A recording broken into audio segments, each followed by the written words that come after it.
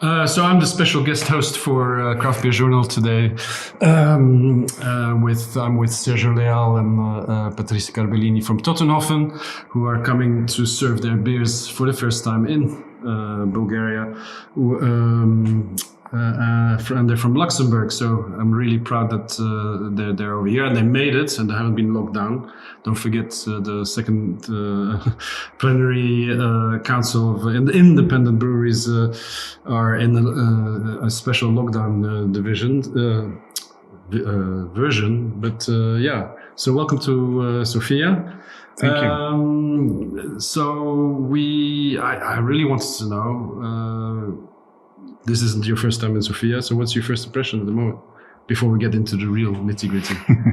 So we were here a long time ago, actually. Mm-hmm. At the time, we were still living in Austria. Yeah. And we decided, okay, where should we go? And we said, okay, where is Sky Europe flying? So we said, okay, that's Sofia. Let's go there. Sky Europe was still working at that time. They didn't go bust. Yeah. So, I didn't know they flew here. Yeah, that's a long time ago. Yeah. It's really a long time. And we got here, and the first thing someone told us was, what are you doing in Sofia? And we're like, what do you mean what we're doing in Sofia? Yeah, what are you doing? There's nothing to see here. No. I'm sure there is, but it was super funny, to see. I think at the time, maybe they weren't expecting someone just to fly here as tourism to see around. I don't know. It was something that kept us. They were much more used that people would go to the seaside and enjoy the seaside, but that's not what we wanted to do. Not to see sunny Sofia. Yeah. No. So was that before you started brewing, or? Yeah, I mean, we were already. Yeah. No, it was before even. Yeah, it was before, and then we came here. I don't remember many things, to be honest, because it's been a long time, and we were at a place. We thought we'd been to the center, but we passed by now, and I don't remember anything. So I bet a lot of things changed as well. I remember some places we've been to eat. I mean, the food was super good when we were here. The market was really nice. The market was nice. Oh, you went to Jenski Bazaar, the women's bazaar in the south. I think so. North. And we had the name I don't remember, but we had this fermented drink. I don't know the name. Oh, that's why you started homebrewing. You got the bourgeois. Yeah, exactly. Yeah, then you got in trouble. It was that. We started with milkshake then. It's before the milkshake IPAs. Yeah, exactly. So you were in Austria. How did you end up in Luxembourg? Because you were. I'm still confused. Are you Brazilian or Italian? You're Portuguese, just like me, as you can see. Yes. So I'm both. Yeah. So I was born actually in Brazil, but I'm also Italian. So I have also the nationality. We're both living in Austria, and that's where we met as well. Mm-hmm. And we end up in Luxembourg by chance, actually. Mm-hmm. We both had jobs, actually, normal jobs. And we were tired, actually. We had a super good life, actually, in Vienna. We were there for a long time, but we were tired. We were missing something. Mm-hmm. And we decided to look for jobs elsewhere. Oh, Luxembourg is like living in the countryside, nearly. Yeah. You're outside of Luxembourg, you're like, what? Yeah. But still very international. A lot of people from many different places. You have 3 official languages. You have always new things, and that's interesting. And you're very near to everything. Yeah. So in 2 hours, you're in Frankfurt or in Brussels or in Paris. So that was... interesting for us also from that point of view. So let's move to brewing. So you started in Luxembourg or in Austria? So we started in Austria. Mm-hmm. We started actually... The beer wasn't good enough for you there? It was good, but for me as a Portuguese, where we had only 3 brands of beer, all of them brewing Pils and Stouts, going to Austria was eye-opening because they had more than 3 brands and more than 2 different beers. So it was quite eye-opening to see that you can do actually many different beers. And then... because a friend of mine was already brewing at home, and we offered him a brew course in a brewery, we realized actually it's possible to do beer. You don't have to go to the supermarket and buy it. You can do it yourself. Mm-hmm. So that's when we started doing it. Yeah. We did the course. So we gave him as a present. It was funny actually because we gave him as a present, and we all participated in the course. We did the course, and after that we continued brewing, and he didn't. So you took his equipment. Yeah, more or less like that. I think he does still some batches once in a while, but not as before. So what's the legality of homebrewing in Luxembourg? So over here, there's no legislation. There's the homebrewers associations are working really hard to get, a bit of recognition. Even craft brewing is not in the legislation either. It's very difficult for customs to recognize macro and small breweries. It's it's a bit of a mess. How is it very organized in Luxembourg? Basically, when we moved there, so the scene was already starting. So for us, we moved from Austria, where we got the hype already there, and we moved to Luxembourg. And we were actually also part of homebrewers associations, not managing it, but we were as member. Yeah. And there were actually 2 guys in Luxembourg. 3 actually, they were actually trying to push craft brewing forward. There was an Australian guy that he had the Gram Brewing. He's doing now Grand Canning, so he's doing canning nowadays. There was a guy from New Zealand. So he was also brewing. Then so we all in Luxembourg started actively as commercially from homebrewing. From the homebrewing associations. So, but there were 3 guys there, and they were trying to push also forward craft brewing, because Luxembourg was as many classical countries, so they like pilsners, lagers. So what they call normal beer. You can get killed easily over there, no? The thing is, you are in the middle of the high quality, cheap price German beers. And that's tough. And the variety from Belgium. Yeah. So if you like Belgian beers, you get them for a good price. If you like German beers, you get them for a good price. The country generally drinks much more pils than anything else. But you are there squeezed. Over here is 99% as well. So, but you are squeezed. The conversion rate must be very high, because people must be curious, and they have a high standard of living. So it's easier to convert people in Luxembourg. Yeah.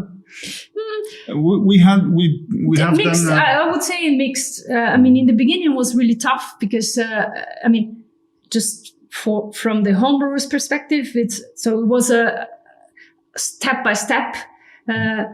But then once we all decided, so some of them were already creating their own commercial brands. So that like Noah Brewing, so they were brewing actually in the Netherlands. And they were here and then bringing to Luxembourg. But they, so all these brands, Manylands, Totenhopfen, Noah Brewing, we started pushing the craft beer market, but it was step-by-step thing, because first the pricing is always a thing as well, and then the type of beer you're drinking. Yeah. So they were not used to hoppy beer or things with a lot of ingredients on it.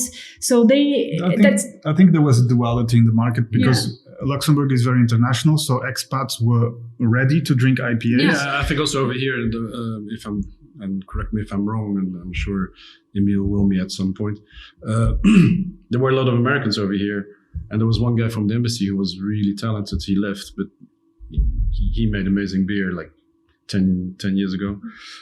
8 years ago. But so I think the influence from the US or the UK, for me, my epiphany was in the mid noughties, in the 2005, 2007. One was, I walked into the brewery at the Colonel in Bermondsey, and I was like, fuck, this is great. And I came from a wine background, so it was this was like mind blowing. And the other thing was, when I saw that the industry was going to work, was around 2008, 2010, in between those years, when Brewdog opened their first, the Camden Brewdog pub. I said, okay, these guys know what they're doing. I need to check what's happening. So that's in that period for me. It really went like, okay, this is something that's happening. And also what the Colonel was doing was already groundbreaking at that time, and this is like nearly 15 years ago.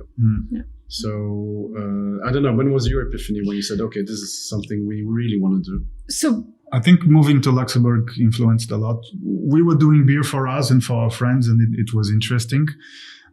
Coming to Luxembourg and participating in the Home Brewer Association made us see that actually there is potential, because there is interest. We saw that expats were interested in different beers, not only the ones that you find in the market. There were also the whole situation for ourselves as well. So in Luxembourg, there was really barely nothing. Barely anything actually in that sense. So we saw already the potential that at a point it would come. Yep. And also our situation, because we had we both moved. One of us had a job, and the other one, I had still projects in Austria, but I could still do other projects. Yeah. So we could keep both, because I think that's the hard thing. You have the freedom to do the project as you wish, and not as mandated by someone else. Because I think that's the hard thing when you create your own company. It's a lot of work. So if you wanna, and you have to invest. So how do you do that? Like keeping both things that you can still survive, because Luxembourg is also not a cheap place to live but at the same time, you can create a new thing. So there was also this duality. So of course, the situation helped us both. And also at the time, I think like Noor Brewing, for example, he also had a job. So they were also doing two things at a time. But at some point, you have to decide what you want to do, because if you keep doing both things, then it's hard. So you opt for something, and ourselves, at least, we opt then to continue with that. And I was focusing on that most of the time, because Sérgio has 150% of the time. Because when you have a company, you work all the time. No. We were up until 2:00 in the morning last night to prepare for the festival. So I know what it was like. So let's go back to you started in 2016, 17. So we opened the brewery commercially 3 years now. I think 17. we're going to be. And then what has been the big eye-opener for you? Because you have your core beers and you have your specials, but what has, except for the core beers, talk to me about your core beers, but what has really changed with the specials, and was a big eye-opener for you, saying, oh, this is never going to work, and it's a big success? We started once we launched, we started right away doing some events. So what we did was we did a partnership with a bar, brasserie there. And we were doing actually monthly events. So we started doing that because it started actually as a B2B thing, because we had the interest, of course, of presenting our beers, and they wanted to have more craft beer themes at their bars. They could see the trend as well. And it was working so well. So that it worked so well that then at a later point, that became a non-profit association. That's Schmadat. That's the non-profit that we created to promote craft brewing and craft beer in Luxembourg. And that's also then that we created last year the Luxembourg Craft Beer Celebration and so on. So it was the first year. That was amazing. You told me you had 3,000 people coming for the first edition. More than 3,000 people. It was amazing. It's like BPW in a tiny town. It was amazing and the location is also super fine. It's in the middle of the heart of Luxembourg in a museum nowadays. It's an abbaye, so it was probably the first place where they brewed in Luxembourg. And it's a very, very beautiful, important, very beautiful scenery and yes, it's amazing. Very nice. So you went through this B2B. You launched your festival. So from that one, because of the events, we realized there's potential. Okay, it's working. People who were before only trying pilsners, because in this bar they were really more classical drinkers as well. Yeah. And some of them, they were getting the taste of trying different things. Yeah. So, what is that? Oh, I'm going to taste this one. And many times they said, no, it's too much for me. But okay, but they tasted anyhow. So it was always funny to see in the beginning, people were just joining us and they were saying, give me a beer. And we would say, but which one? Yeah, we had the same. Which one? What it was very funny. Any beer. You say, they didn't care. What do you expect in a beer? What do you like? Yeah. They say, what do you have? And okay, I have one with pepper and lime. Half an hour later, finally make a decision. Yeah. We had that. That's very funny. It was in Burgas. It's like people walking on. We just want a beer. I said, I've got 6 taps here. What do you want? But yeah, it takes a little bit. But coming back to the so you have the core beers. Talk to me about your core beers. So core beers, and now we have many actually. Yeah. That's the down thing of craft brewing now, because we. Motivated people to taste more and more, but now we also have to create more and more. No, it's like the snake that eats itself all the time, but the snake is getting bigger. Yeah. We started with English IPA and extra bitter. There were the 2 first beers that we have done. They were quite well accepted. So you went down the English way? Because being stuck between the Germans and the Belgians, we went somewhere else. Okay. Yeah. So we tried going to the British way of brewing. But we also used we also used American hops. So we were trying to mix hops with the style. Transatlantic bitter. Yeah. Okay, cool. And then we went for an Irish red, and we went some classical beers. Yeah. And then going to festivals, contacting with other brewers, making collabs and so on. Then we started with sours. We saw that sours were growing. And then we went to fruity beers. And that's where it was a game changer. So I remember bringing out our first Berliner Weisse, which was like, everybody was going, what the hell is this?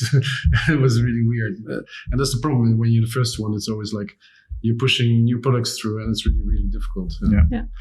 Our first Berliner Weisse was with Horizon. Yeah. Actually, we did a collab with them. They make really nice ones. Yeah. We're going to have some at the festival too. Cool. 2 of their sours. Cool. So we did our first sours with them actually, and we used actually. We used at the time, I think they didn't have any sours as well, so it was also their first sour, and at the time, they had a different brewer, so now he's elsewhere. But we used really yogurt. So we did it. We did it with Greek.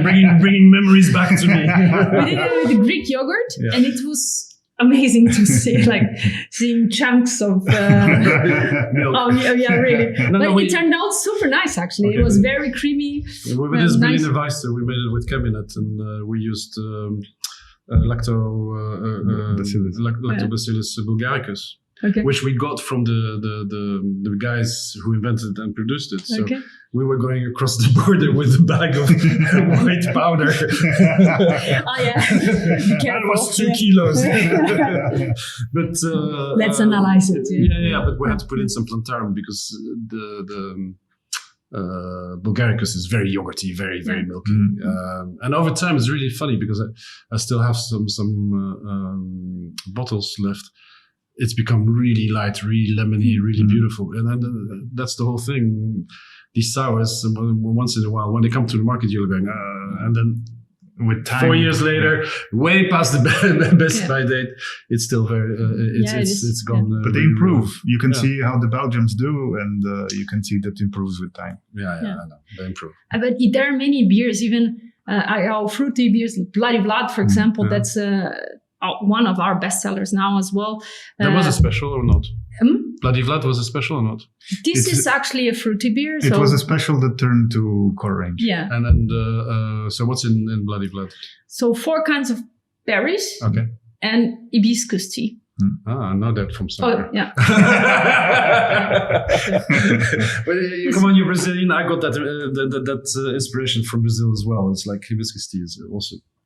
And then really makes it's amazing depending on the hibiscus you get how different that tea is and how different and it's really tough to brew with it because I think we're already at our 6th 7th batch, and each time it's like different. When it came out, when we started off in the beginning, it was like strawberry cheesecake, and then it became really papaya, mango. What's going on? And then it was thinner. It's a tough one to brew with, but it always surprises you in a strange way. Yeah, but Vlad also we adapted the brewery. So the brew recipe. The recipe. So we started actually with a very exaggerated recipe with dry hopping, really like a lot of dry hopping, and then realized, okay, after actually 1 year, this beer was super nice. It was like wine, but of course the residues it wasn't nice because there was a lot of residues. No, we do. Yeah, and then. It was just a basis, is a juicy IPA actually, and then we just add the fruit and also the hibiscus. And in the beginning, we were also working with the hibiscus. We didn't know because it's... We whirlpool it. No, but we easiest way to do it. But we did the whirlpool, and then we changed it. Okay. So we actually enhanced the recipe afterwards. So we cut off the dry hopping. We added more fruit in it. Okay. So we changed and we adapted the water profile. Okay. But we added now... Okay, now tell me, which way did you adapt it to? I want to know. So basically, and also for hibiscus, so we changed. We did the whirlpool before. Yeah. And then now we just added with the fruit in it. So in the fermentation. So you went more to the what did you do to the water profile? Did you go more? So we went more for hazy. So we go more for a hazy thing, also because of the fruit. Same profile as a NIPA then. So that you don't. So that you can. Because it's also an image thing. I mean, of course, with time we've got more knowledge how to improve the image also with fruity beers, because of course there's a lot of residues. If you cannot pour it properly, then it looks awful in a glass. Yeah, so it tastes great. Yeah, it tastes amazing. But in the first one, for example, it was a very clear beer afterwards. Yeah. And you could get chunks, so it wasn't that nice. So we adapted it, and now you don't get it all. Yeah, so I've never seen it's amazing. The first version of White Stout we made. The end of the cake was just Boja, the one you had. It was just really weird. But that's because the coffee and the cocoa nibs got stuck in the vessel, and we had trouble getting the beer out. But that's another story. But it happens. That's part of the. Okay. Now I'm really curious about something else. Mm-hmm. You know, you work together, you do things together. What is the role differentiation? Is somebody more into the recipes? Is somebody more into the admin? Is somebody more in the social media advertising, going to see the clients? I don't know. We have a very good division. She does all the work. I taste all the beers. Awesome. Can I join the brewery? At least in the beginning, it was like that. Yeah. So, or recently, so I was doing actually, because he had the job, and I was doing most of the things. So of course, having the contracting our brews elsewhere helped in a way, also with the work, because there's someone doing. You don't have to do to brew yourself and so on. So there's a lot of work, but I could still manage. Yeah.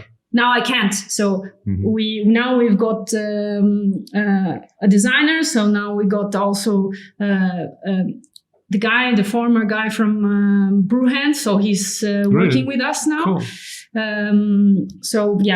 He's taking over more of the production part from me, because I cannot. So I was doing everything from recipes to labels, to everything. Marketing, to serving the beers. Welcome to the club. Yeah. So you have to. But now it's too much. So now we're getting help,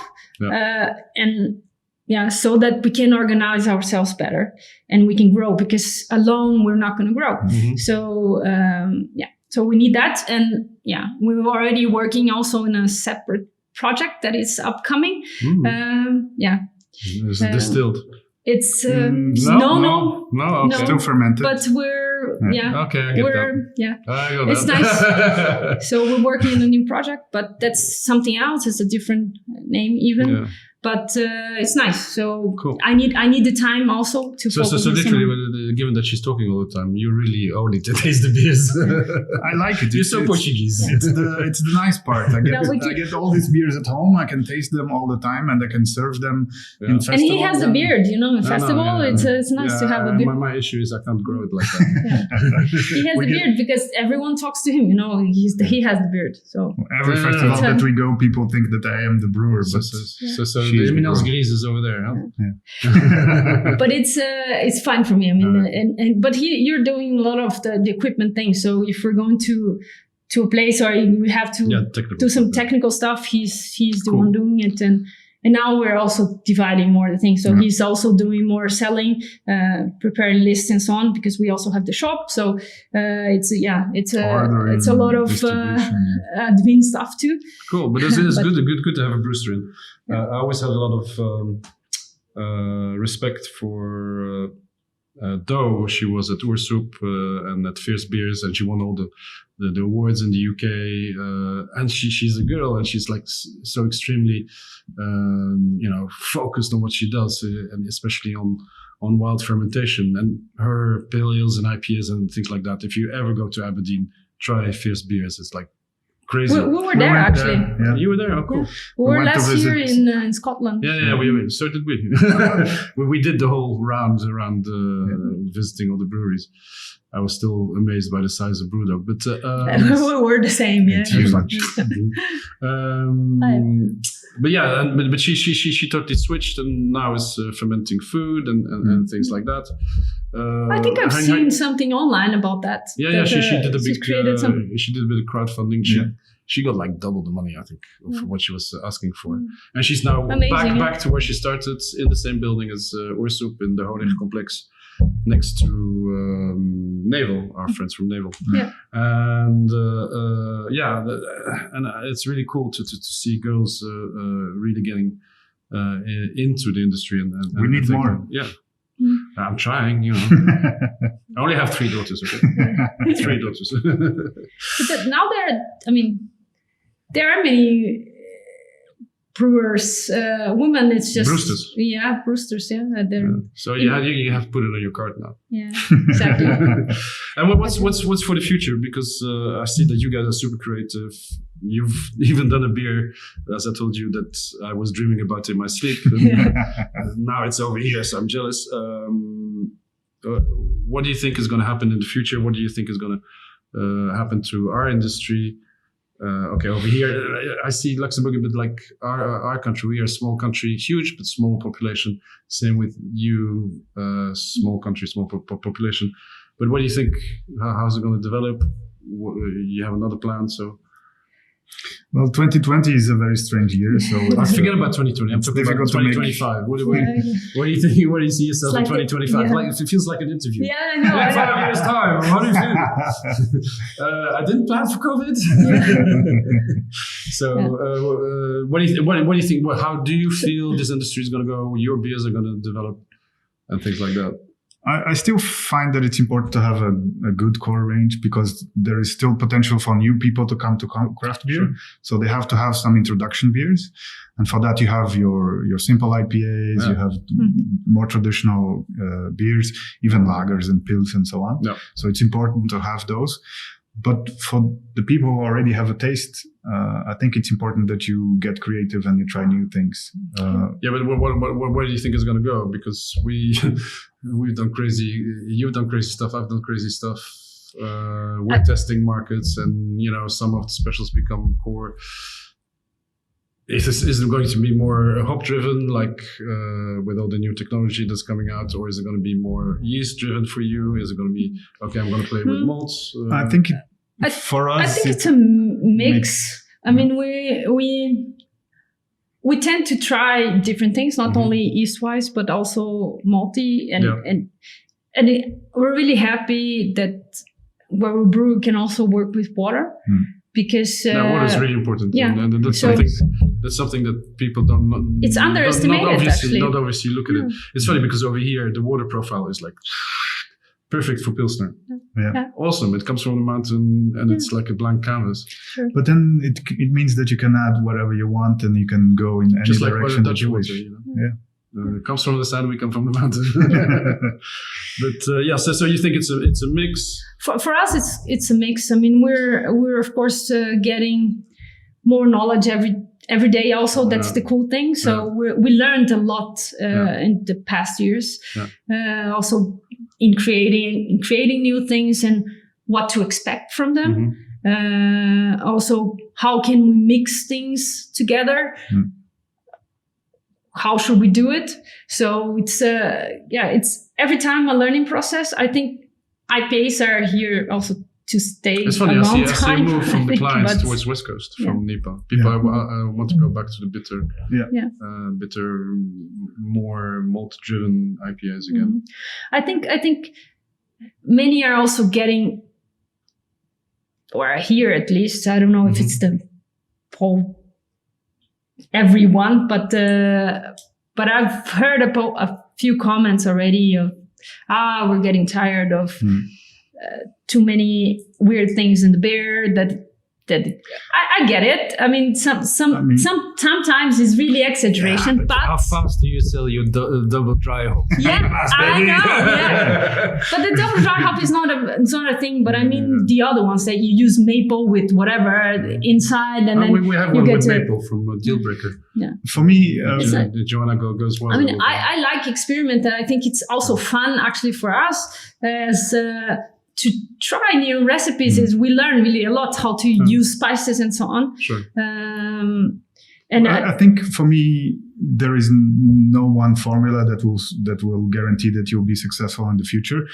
And one of the things that I notice in festivals is all the big geeks, they go for the sours and imperials and all complex beers, and then you see all the brewers asking, who has a Mexican lager? I just want a... I want a lager. That's why we started making pilsners, because we had the same reaction. And sours, because of people... Modern lager. That's not a normal. It's not a pilsner. It's a modern pilsner, right? Modern lager.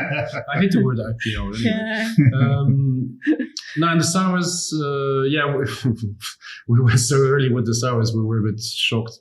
About the negative reaction, and now we see that we were way ahead of everybody, and that's the issue when you're the first to the market. You're always a bit too early. You just have to be patient for these things.